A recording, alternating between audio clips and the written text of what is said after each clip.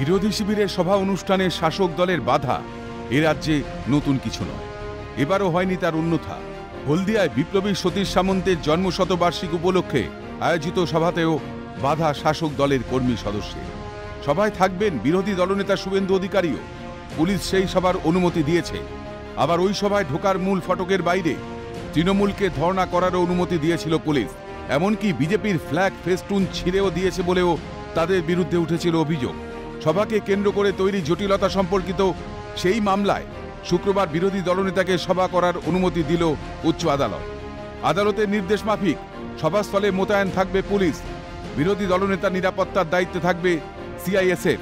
বিচারপতি জয় সেনগুপ্ত উপস্থিত না থাকায় বিচারপতি রাজাশেখর মান্তার এজলাসেই হল এই মামলার শুনানি। মূলত হলদিয়া হেলিপ্যাড গ্রাউন্ডে আয়োজিত এই সভার আগেই অনুমতি দিয়েছিল পুলিশ। হলদিয়া বন্দর এলাকায় রয়েছে এই সভাস্থল। শহীদ স্মরণে আয়োজিত সভা প্রতি বছরই হয়, এবছরও অনুষ্ঠিত হবে। মামলার শুনানি চলাকালীন এমনটাই জানান আবেদনকারীর আইনজীবী রাজদীপ মজুমদার। অন্যদিকে রাজ্যের আইনজীবীর দাবি, সভায় যেমন পুলিশি অনুমতি আছে ঠিক তেমনই অনুমতি আছে তৃণমূলের ধর্ণা কর্মসূচিতেও। তবে পরিস্থিতি বিচার বিশ্লেষণ করে নিরাপত্তা দেবে পুলিশ। বিরোধী দলনেতার নিরাপত্তায় থাকবে সিআইএসএফ।